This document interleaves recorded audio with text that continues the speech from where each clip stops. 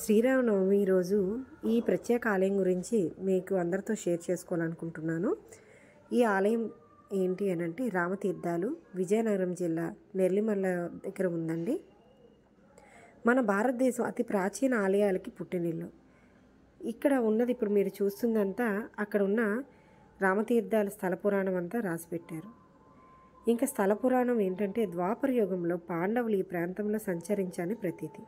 ఆ సమయంలో పాండవులు కృష్ణుడితో తమతో రమ్మని పిలిస్తే కృష్ణుడు సీతారామలక్ష్మణుల విగ్రహాలు ఇచ్చి తనకు బదులుగా వాటిని పూజించమని చెప్పారు.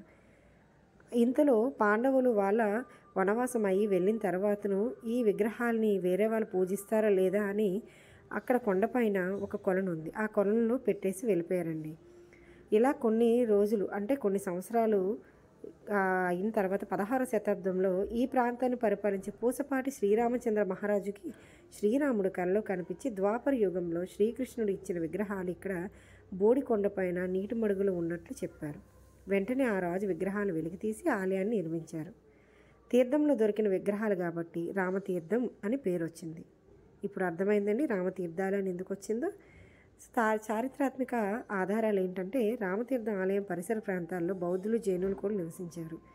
అలా నివసించారని చెప్పడానికి వాళ్ళకి సంబంధించిన కొన్ని అవశేషాలు ఇక్కడ మిగిల్చి వెళ్ళారండి.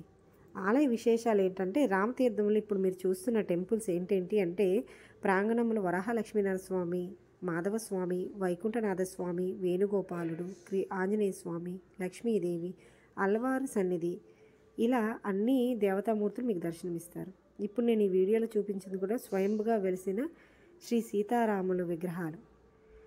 ఇక ఈ ఆలయంలో ఈ విగ్రహాలు సీతారాముడు, లక్ష్మణుడు ఉంటారు కానీ ఆంజనేయ స్వామి ఉన్నారండి. ఎందుకు అంటే వనవాస టైంలో ఇక్కడికి సీతారాములు వచ్చారని ప్రతీతి. ఈ వనవాసంలో వాళ్ళు ఇక్కడికి వచ్చి ఉన్నట్టు, అందుకు ఆంజనేయ స్వామి అప్పటికి రాలేదు, కలవలేదు రాముడికి. అందుకే ఇక్కడ సీతారామ లక్ష్మణులు మాత్రమే ఉంటాయి విగ్రహాలు. ఇక ఇక్కడ ఉత్సవాలు కూడా చాలా ఘనంగా చేస్తారండి.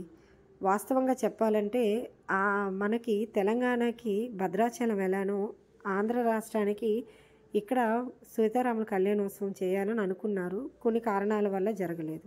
కానీ భద్రాచలంలో ఏ సమయంకి కళ్యాణం చేస్తారు, ఆంధ్ర రాష్ట్రంలో వెలిసిన నెల్లిమర్ల గ్రామంలో ఉన్న ఈ రామతీర్థాల్లో అదే టైంకి కళ్యాణం జరుపుతారండి. ఇప్పుడు మీరు చూస్తున్నవి ఈ టోటైసెస్ అన్నీ అంటే ఈ తాబేళ్ళన్నీ ఆలయ ప్రాంగణంలోనే ఉంటాయి. వాళ్ళే దీన్ని జాగ్రత్తగా చూసుకుంటారు.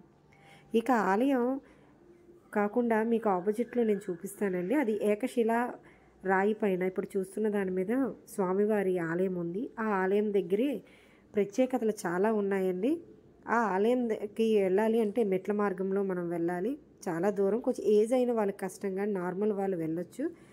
ఈవినింగ్ టైంలో వెళ్తే కంఫర్ట్గా ఉంటుంది. ఇక ఆలయం దగ్గర ఉన్న ప్రత్యేకత ఏంటంటే కొలంలో స్వామివారి విగ్రహాలు దొరికాయి కదా, అక్కడ చూడొచ్చు మీరు అందరు కూడా.